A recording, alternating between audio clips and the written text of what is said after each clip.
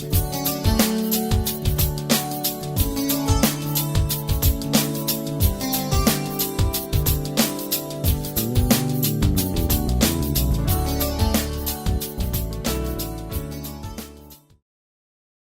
tema hoje chama-se Sem Fé é impossível agradar a Deus. Diga quem está do teu lado, sem fé é impossível agradar a Deus. Ok? Sem fé, ninguém vai para lugar nenhum. Agradar a Deus não vai. Vamos a Hebreus capítulo 11, verso 6. Percebo que me educo no tempo. Hebreus 11, 6. Acompanhe aí essa escritura, por favor. Aqueles que não trouxeram Bíblia, está em la pantalla, está no telão. Mas, sem fé, é impossível agradar a Deus, porque é necessário que aquele que se aproxima, creia que Deus existe e que é Ele galardoador daqueles que o buscam. Hoje a gente vai falar de fé. Diga, fé. Então esse é um tema de conhecimento, um tema de ciência, um tema de muito alimento para a edificação, um tema de esclarecimento. Todo mundo fala sobre fé. Todo mundo conhece esse verso, ou pelo menos a grande maioria das pessoas conhece. Sem fé é impossível agradar a Deus. Eu sei que você aqui já ouviu isso. Eu sei que você já leu esse verso. Eu sei que você já ouviu outras pessoas de credos diferentes falarem que sem fé é impossível agradar a Deus. Todo mundo fala de fé. Mas o detalhe é que as pessoas às vezes falam de fé pensando assim, não, eu sou uma pessoa que tenho muita fé em Deus, porque sem fé é impossível agradar a Deus, eu tenho fé em Deus. Então, quando eu fui lá em Salvador, eu fui na igreja do Senhor do Bonfim, aí lá na praça tem umas senhoras vestidas de baiana, e elas põem no braço da gente uma fita colorida do Senhor do Bonfim, que a gente não pode tirar nunca, a gente faz um desejo, um pedido, e tem que esperar aquela fita arrebentar sozinha. Porque quando aquela fita arrebentar sozinha, é a promessa de que o desejo vai ser cumprido. Porque eu sou uma pessoa de fé, e sem fé é impossível agradar a Deus. Não, irmão. Eu ando aqui na minha carteira, antes da nota de R$100, tem aqui um santinho do São Jorge Guerreiro. Vai me livrar. Eu tenho o corpo fechado. Porque eu tenho fé. Sem fé, é impossível agradar a Deus.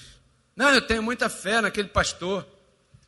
E ele disse que, para a gente pôr o copo d'água aqui, que vai ter a oração milagrosa, e eu vou pôr um copo d'água aqui, ele vai orar lá no rádio. Eu vou pôr aqui o rádio pertinho do copo, para a vibração da voz do pastor penetrar na água. E depois eu vou beber o copo d'água. E a minha enfermidade vai ser curada, porque sem fé é impossível agradar a Deus. As pessoas que pensam que fé é isso. Aí não está falando isso. Aí não está falando nada disso. Que fé que está falando aí? É isso que a gente vai falar hoje. Por isso que eu disse, é um tema de conhecimento. Qual é a definição bíblica para fé? A definição bíblica para fé está em Hebreus capítulo 11, verso 1. Está aqui, ó.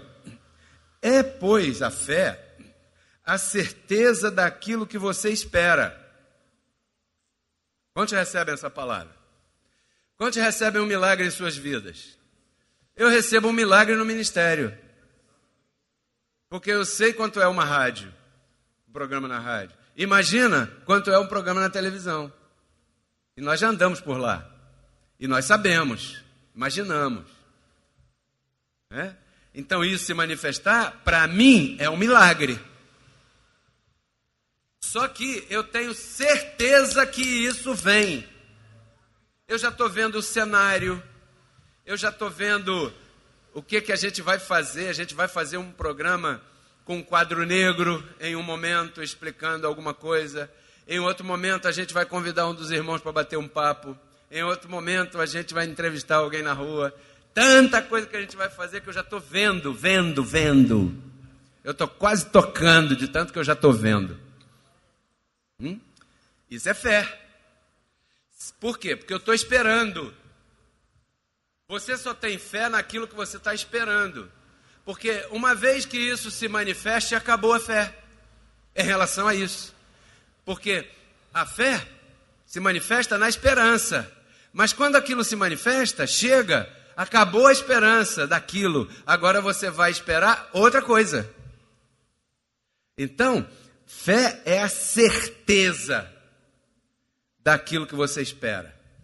Quantos esperam um milagre na área da prosperidade financeira em sua vida? Está difícil? Pode ser que esteja, aos olhos humanos. Mas, como diz o nosso profeta filósofo Neymar, sonhar é grátis. Todo mundo pode sonhar. Por que você não deita na cama e fica imaginando? Caramba, a tua mente tem um poder de imaginar e te levar para um lugar que você não está fisicamente aqui agora, mas se você estiver lá pensando, concentrado, de olhos fechados, você vai dar uma viajada maravilhosa. E você começa a se acostumar com esses pensamentos. Eu me acostumo com aquilo que eu creio. Eu creio que esse auditório está enchendo e vai encher a tal modo que não vai caber todo mundo aqui. Então, quando eu olho, quando eu venho para cá, aliás, ontem, graças ao Fábio, eu pude descansar. O Fábio arrumou as cadeiras, veio aqui, colaborou, fez o seu trabalho aqui, eu aplaudo a ele. Por isso, Reginaldo veio limpar. E fora outros oferecimentos aí, um aplauso a todos vocês. É isso. Mas quando eu venho aqui, não tem ninguém, só eu aqui, eu olho aqui, caramba, não tem ninguém. Você vai encher? Tá maluco? Mas eu vejo cheio. Eu sento aqui e falo, puxa vida, quando eu estou pondo as cadeiras, eu vou cantando louvores e vou colocando. Aqui vai sentar um André, uma pessoa especial para Deus. Ali vai sentar uma Irani. Ali vai sentar a pastora.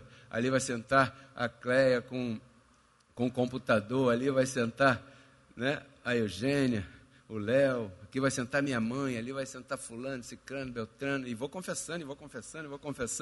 Quando eu vejo, está tudo arrumado, tudo limpinho, tudo bacana, aí chega domingo, olha só a festa, que bonito. Eu aplaudo a você, mas eu tenho certeza que isso aqui é assim, por causa da fé. Isso é fé. Isso é fé.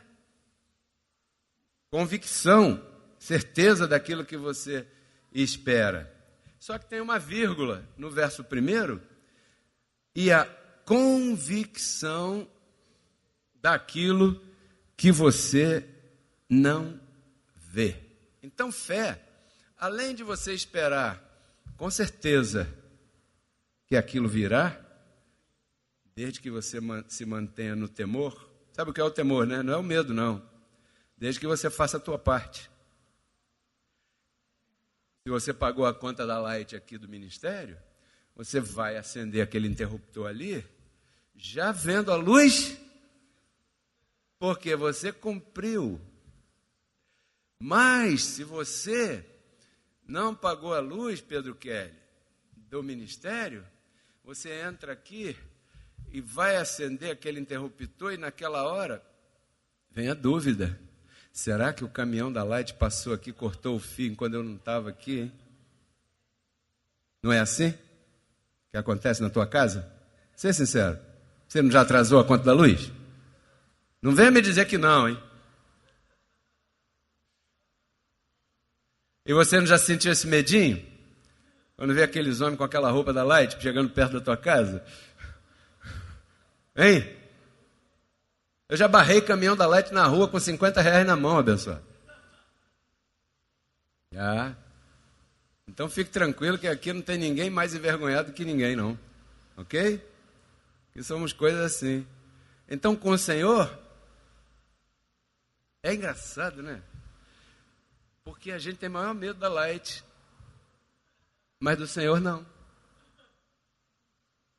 Não é para ter medo. Não, que Deus é amor. Mas não é para ter medo do Senhor. Mas se você não respeitar a Light, vai dar problema na energia. E se você não respeitar as instruções do Senhor, vai dar problema também no dia a dia. Entendeu? Então, desde que você esteja no teu quadrado com o Senhor, você pode esperar a ação angelical, que através dessa fé aí, isso vai se manifestar. Você recebe? Se não tiver, nem adianta esperar, não perca tempo. Vamos deixar de bobagem, demagogia, besteira. Se não tiver, não adianta esperar, porque não vai acontecer nada. Se lascou, como diz um amigo meu. Você só pode esperar com certeza se você estiver ali, ó. Então, fé também é convicção daquilo que você não viu. Quantos creem em Jesus Cristo? Quantos creem que ele foi filho do carpinteiro, em Jesus de Nazaré? Você conheceu José e Maria? Quantos creem que ele foi crucificado? E quantos creem que ele ressuscitou? E você viu isso lá? Você estava lá? E por que você tem essa convicção? Diga bem alto. Fé. Um aplauso a isso. Essa é a fé que está falando aí em Hebreus 11:6. Tá? Essa é a fé. Que sem ela é impossível agradar a Deus. Sem isso aí você não agrada a Deus. Então, nós como somos diferentes, nós somos chamados a sair da confusão de pensamentos. Só hoje a gente já falou várias coisas que as pessoas interpretam de forma equivocada e vivem anos e anos e anos assim, equivocadamente, interpretando, pensando que estão agradando a Deus e não estão. Quando nós falamos de fé que agrada a Deus, que é essa fé aí, estamos falando de algo totalmente diferente daquilo que as pessoas comuns falam. Diga, pessoas comuns. Diga para quem está do teu lado, você não é uma pessoa comum. Você é um ser estranho. Porque você está aqui crendo que Cristo sozinho resolveu a tua situação inteira.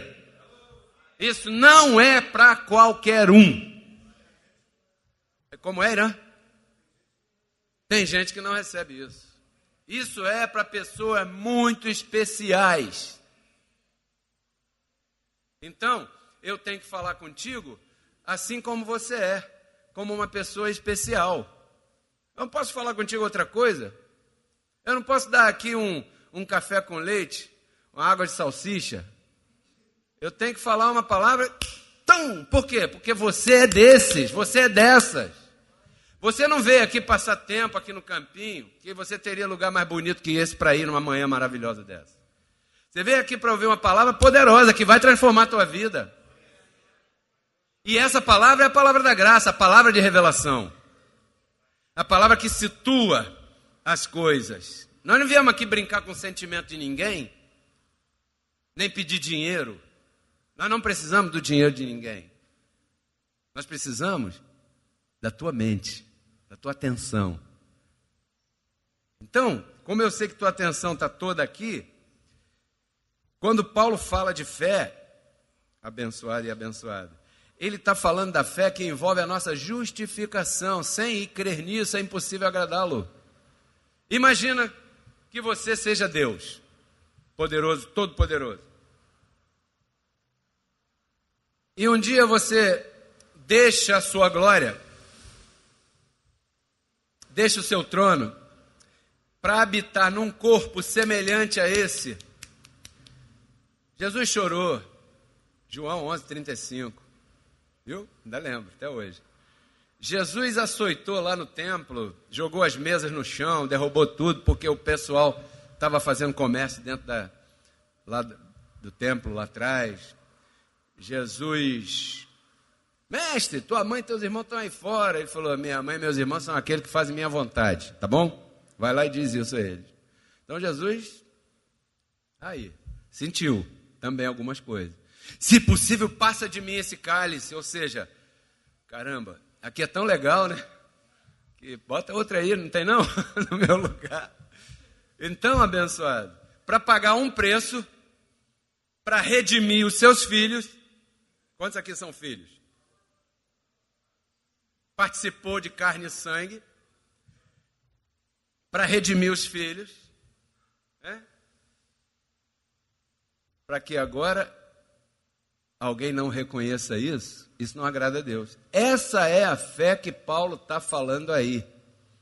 Você precisa exercitar o fato de crer, a atitude, o ato de crer na justificação 100% pela fé.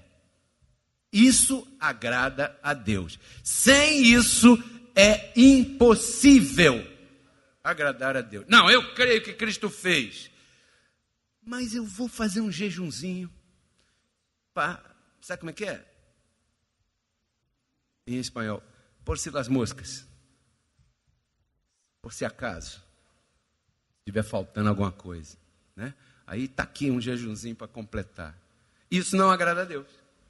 Por quê? Porque ao fazer um sacrifício assim, a pessoa está mostrando que duvidou da fé no sacrifício de Cristo. Hebreus 11:39. Olha o que diz a Bíblia. Vamos para a Bíblia. É porque o capítulo 11 fala, olha, o verso 2 fala de pessoas que alcançaram um bom testemunho pela fé.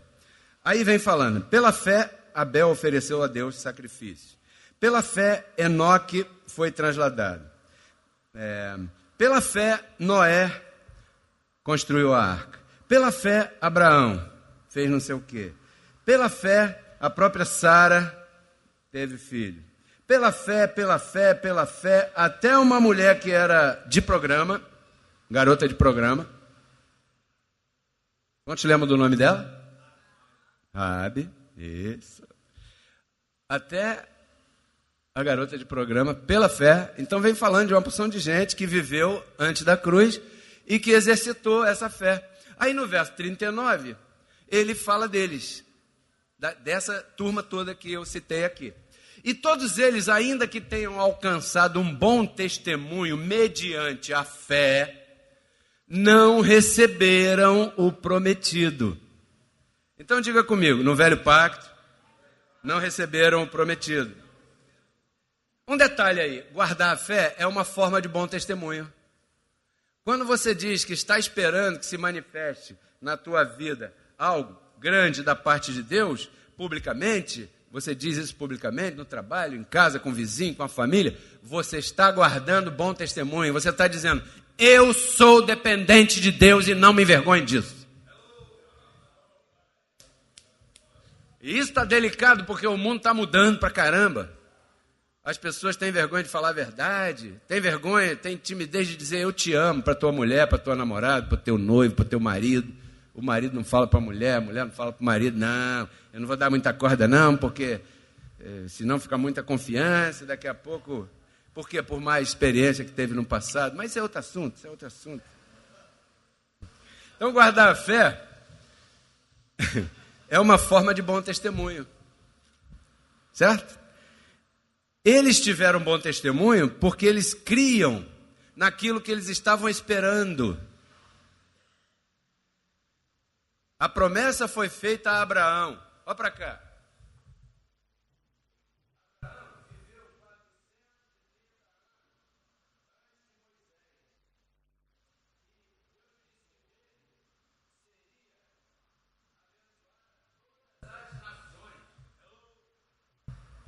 Abraão viveu 430 anos antes de Moisés.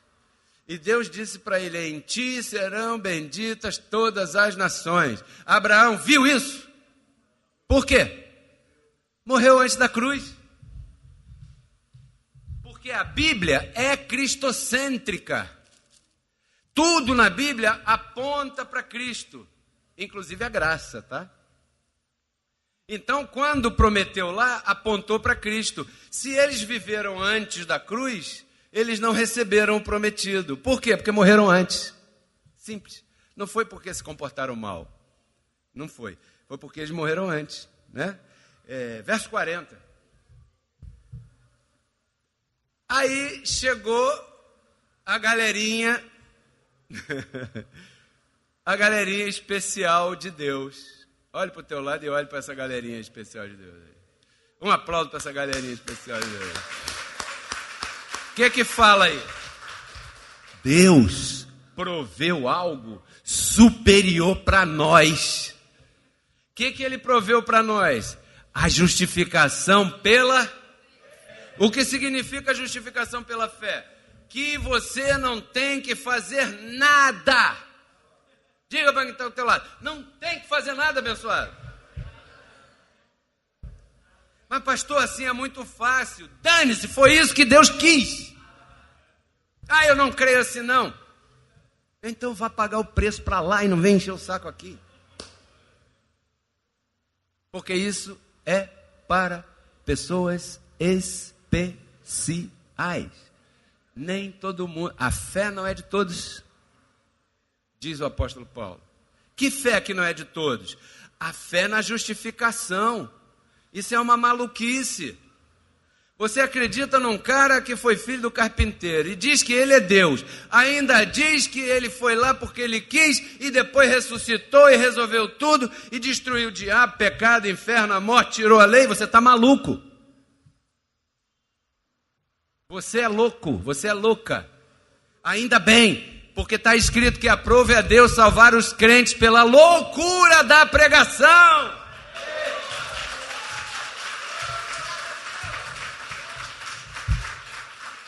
Salvar os crentes, mas já é crente. Exatamente, é crente, mas é crente no jejum. É crente no esforço dele ou dela. É crente no dízimo alto que dá. É crente no monte que sobe. É crente no joelho que dobra. É crente no sacrifício, na penitência que faz. Menos em Cristo. Por isso que ele disse lá atrás, esse povo me honra de boca, mas seu coração, sua mente está longe de mim, porque não entende nada do que eu estou falando. E pensa que fé é botar copo d'água atrás da porta. A fé é você crer que Cristo existiu e te livrou. E você não vai poder fazer nada. Você está na mão dele e mesmo que você fique nervoso ou nervosa, você não vai sair da mão dele, porque ele não vai deixar.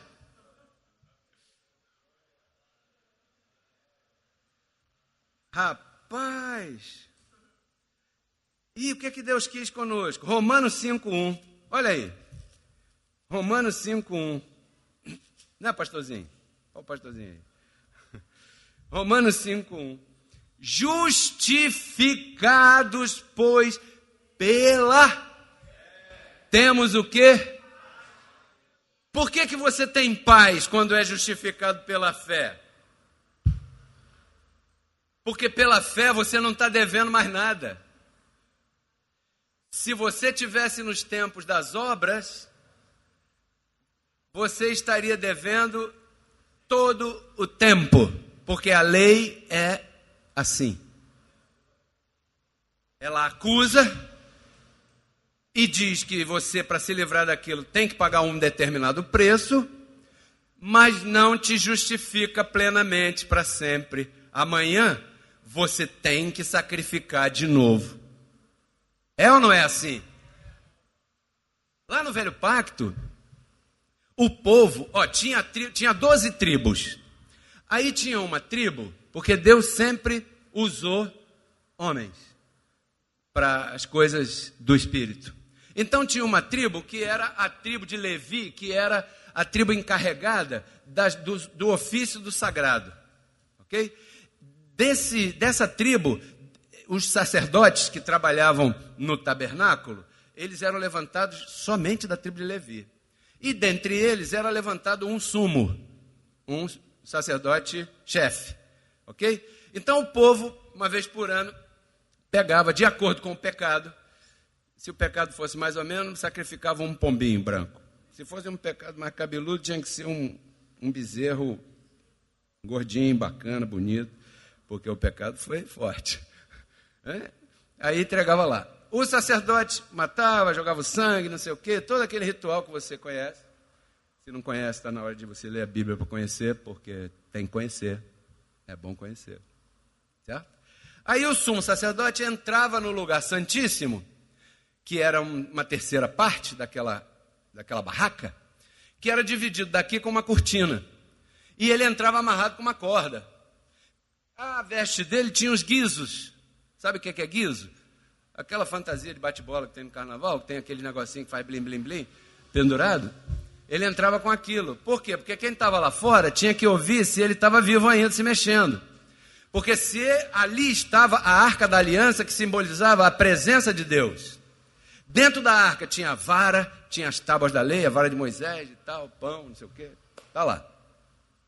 E dali Deus se manifestava para receber das mãos do sumo sacerdote todo aquele sacrifício simbolizado lá atrás pela entrega do povo, para ver se ia perdoar os pecados ou não. O sacerdote tinha que estar legal diante de Deus, porque senão ele era, o que a Bíblia diz? Fulminado. E aí eles puxavam ele pela corda que ele entrava lá amarrado. E botava outro no lugar. Esse trabalho eu acho que ninguém queria. Mas bom, o homem tinha que estar... a cueca dele tinha que ser de linho fino. Por quê? Porque se suasse, era fulminado. Porque suor significa esforço físico, sacrifício, penitência. E Deus nem naquela época se agradava disso. Uma vez ele disse assim: vossa justiça para mim são como trapos. Quantos sabem o que significava trapos de imundícia? Absorvente higiênico para a menstruação feminina daquela época. Eram panos que as mulheres usavam para se proteger, né? Não precisamos aqui detalhar. E Deus comparou. A justiça de vocês para mim é como isso aí. Certo? Então, o povo pagou. Quando o sacerdote voltava vivo, todo mundo aplaudia. Ei, o Senhor recebeu o nosso sacrifício. Hoje, amanhã está devendo de novo. Eu não sei se você já morou de aluguel. Você paga o aluguel hoje, o que acontece amanhã? Assim era a lei de Moisés. Você estava sempre devendo, sempre devendo, sempre devendo, sempre devendo, sempre devendo. O único lugar aonde você começa a ter a mente limpa com relação a ter dívida com Deus ou não, se chama Ministério Reconciliados com Cristo. Ó. Por quê? Porque Romanos 5:1 diz que nós temos paz para com Deus, porque fomos justificados pela uma vez e para... Isso foi quanto para você? Foi de graça? 0,800? Foi de graça para você, mas para ele foi caro. Eu sei que foi pago um alto preço. Quem pagou? Quando você desvaloriza esse sacrifício, é que você não agrada a Deus. Entendeu o que Paulo disse lá, que sem fé é impossível? Porque ele paga um alto preço e agora vem você para dizer que tem que pagar alguma coisa porque está devendo e assim não vai. E isso está errado. Então, abençoado, nós temos paz porque foi grátis para nós e foi uma vez e para sempre. Esse sacrifício tirou da nossa mente, diga comigo, da minha consciência, o sentimento de dívida. Para com Deus. Quantos aqui foram católicos? O que diz na missa? Jesus morreu por quê? Isso simboliza aquele chicote da Idade Média que as pessoas andavam na rua assim, ó. Minha culpa, minha máxima culpa e tal. E então essa foi a pregação do apóstolo Pedro na primeira pregação lá em Jerusalém. E, claro, assim teve mais de 5.000 pessoas que se converteram, ou melhor, foram assustadas. Que essa não é a verdade, não foi minha culpa. Eu não tenho nada com isso. Certo? Não foi minha culpa, né? Então, essa pregação chama-se Graça, Evangelho da Graça. É a nossa pregação, a pregação que o apóstolo Paulo pregava. Tirou da nossa mente, pouco a pouco, por isso que é importante congregar, o sentimento de dívida para com Deus. Romanos 3:24. Olha aqui, ó. Porque a gente começou a encontrar na Bíblia como é que foi esse negócio. Sendo justificados mediante a quantia módica de R$10.000,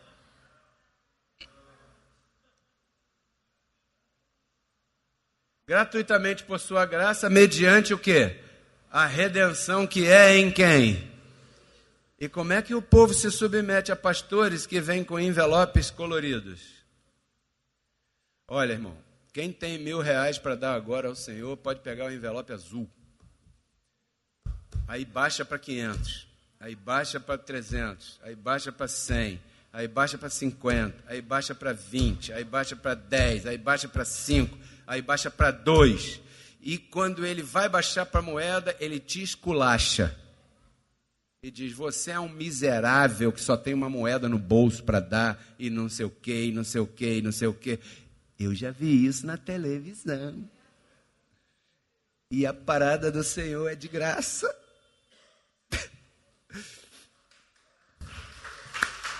Rapaz, a gente está diante de uma briga. Caramba. Então, a gente agora...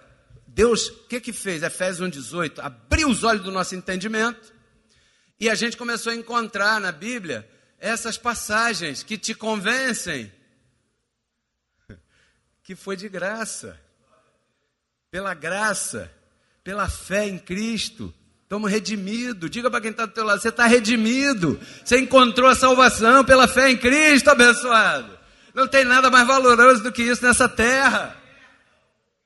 Com esse entendimento nessa terra, a tua saúde vai melhor, a tua finança vai melhor, a tua vida vai melhor, teu casamento vai melhor, teu filho vai melhor, a tua igreja vai melhor, tudo vai melhor, porque não tem peso de cobrança. A mão do Senhor vai pesar sobre a tua vida. Manda essa pessoa para o quinto dos infernos com mão do Senhor e tudo.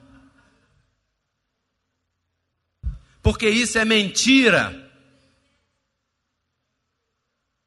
Foi de graça.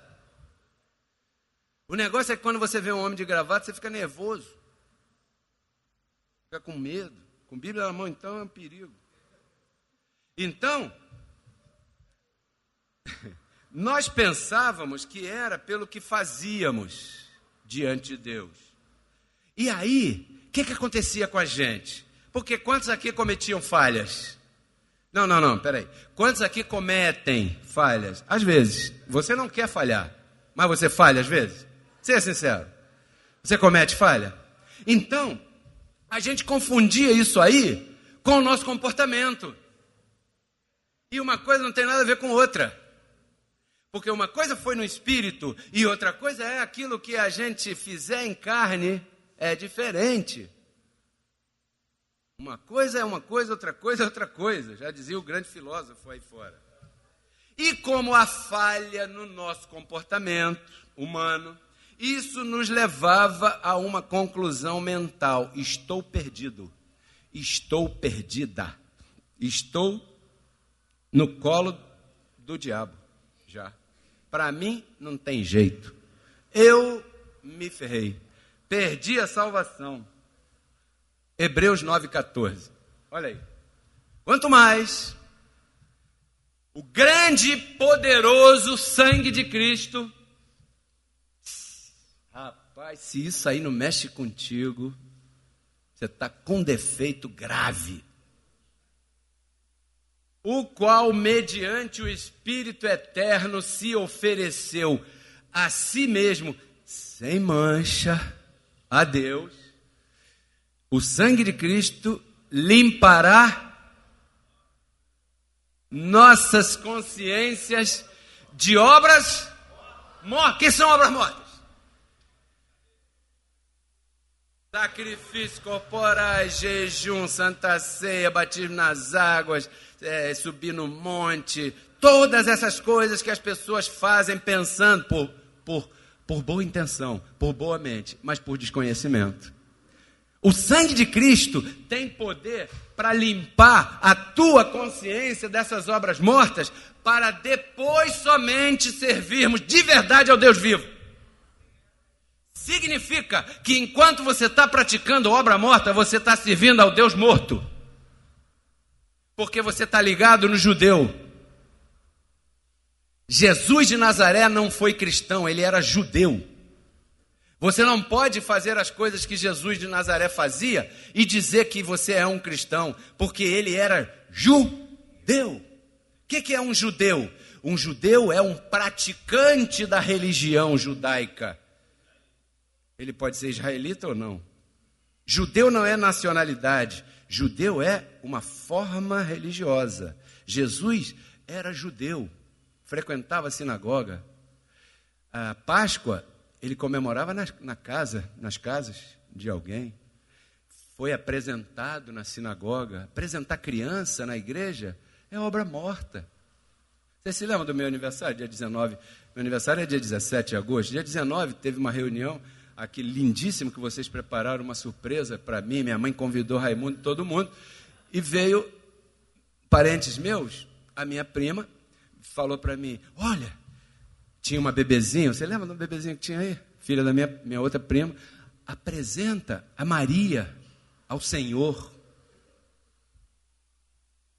Eu fiz isso aqui? Por quê? É uma obra morta. Apresentar ao Senhor. Acaso o Senhor não possui 3 atributos? Quais são? Onipresença, onipotência e O que significa onisciência? Eu vou apresentar um matrimônio, Senhor, estamos aqui reunidos para apresentar diante de Ti o casal fulano e cicrano, que a partir... Não, eu estou ali para apresentar aos presentes, para que se respeite, aquela nova família que está se formando, mas ao Senhor... É como se o Senhor falasse, cara, tu está pensando que eu sou gagá e esqueci? Eu já conheço todas as coisas, antes mesmo de uma delas se manifestar, o Senhor já sabe como é que eu vou apresentar um neném para Cristo. Obra morta. Então, esta pregação livra a tua consciência de obras mortas, e a cada dia que você congrega, você vai encontrando biblicamente apoio para isso. Quantos aqui podem confessar que a palavra da graça limpou tua mente desse sentimento de dívida para com Deus que nos colocava a obrar? Deus não se agrada de obras, Deus se agrada da fé. Sem fé é impossível agradar a Ele. Sem fé na cruz. Gálatas 3:23. Mas houve um tempo em que essa fé não estava, pelo óbvio motivo de que Cristo não tinha vindo ainda. Antes que viesse a fé, estávamos, eles, você e eu não, ok? Estávamos confinados debaixo da lei de Moisés. Você nunca esteve debaixo da lei de Moisés porque você nasceu em 1900 e pouco, depois da cruz. Confinado debaixo da lei, e quem estava confinado debaixo da lei, estava também encerrados para a fé que seria revelada. Olhe para cá.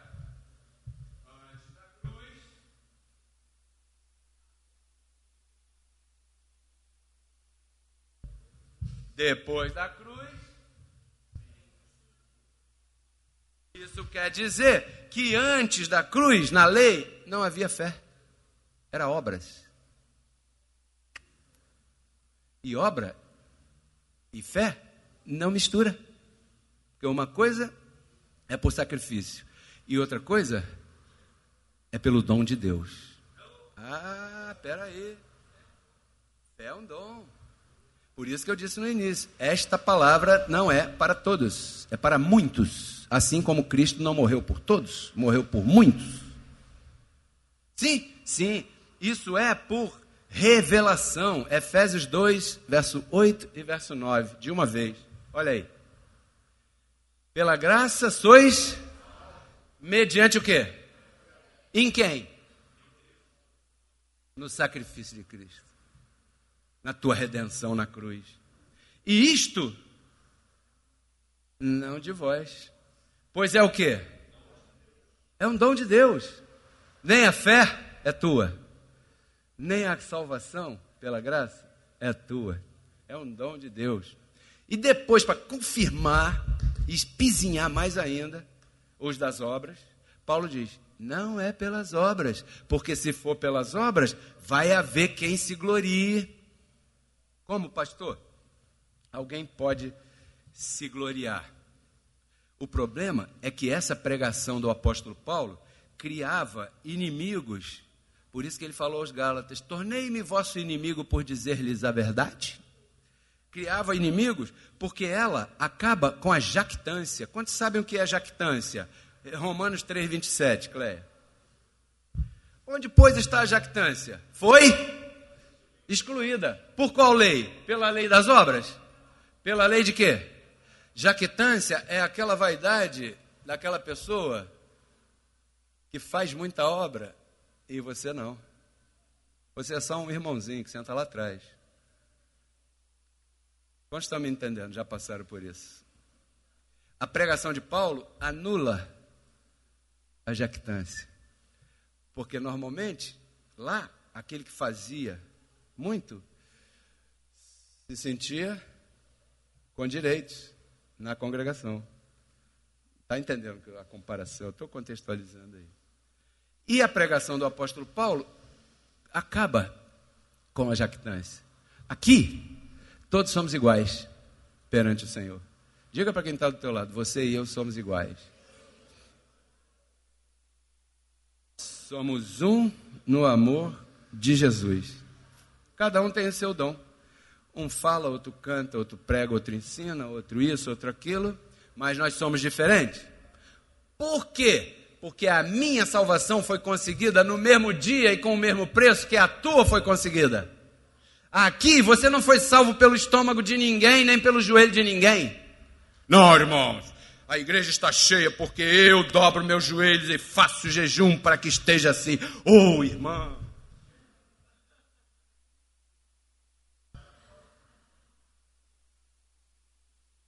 Então a lei da fé anula a jactância. Aquele que obra muito não gosta disso. Por isso aqui na rádio, tem gente que liga para lá zangado. Outro dia ligou um homem lá, se ele estivesse perto de mim, ele tinha me batido. Não sei se vocês ouviram. Vamos concluir. Romanos 3, 28.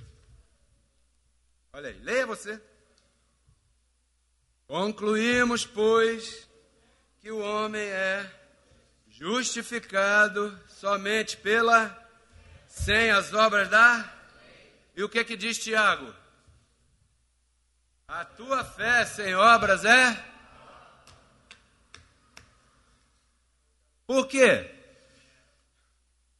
Porque ele era legalista. Então a pregação da graça é uma pregação que precisa ser bem colocada, com todo respeito, com todo tal, mas com verdade. Duro é esse discurso para um legalista. Imagina uma pessoa assim que paga preço há anos lá na igreja que ele está e de repente chega um engraçado dizendo, olha, justificado pela fé temos paz para com Deus. Para com isso, rapaz, já está justificado, Deus já está satisfeito contigo, tranquilo, repousa teu espírito. Não, porque se eu não fizer isso aqui não vão me reconhecer lá. Bom, aí é outra coisa. Eu espero ter conseguido passar o recado.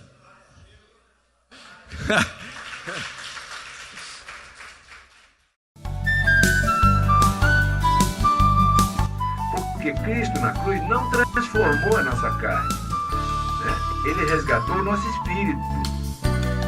A Bíblia diz que Deus estava em Cristo reconciliando consigo os seus filhos. né? E nos entregou a palavra da reconciliação. E a palavra da reconciliação é essa que nós pregamos, abençoado.